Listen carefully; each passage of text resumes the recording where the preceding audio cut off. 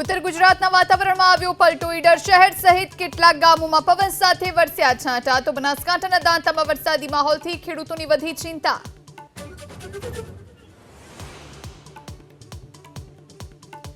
રાજકોટની વીરબાઈ મહિલા કોલેજની વિદ્યાર્થીની સાથે જાતીય સતામણીના કેસમાં કાર્યવાહી. પ્રોફેસર સંજય તેરૈયાને કરાયા બરતરફ.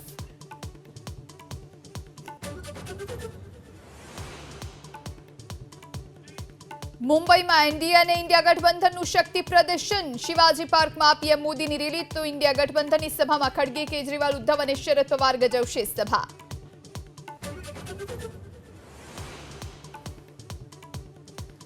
ચૂંટણીના ઘમાસાણ વચ્ચે સંરક્ષણ મંત્રી રાજનાથસિંહનું નિવેદન. જનતાને ગુમરાહ કરી રહ્યું છે વિપક્ષ. 2029માં પણ મોદી જ બનશે દેશના પ્રધાનમંત્રી.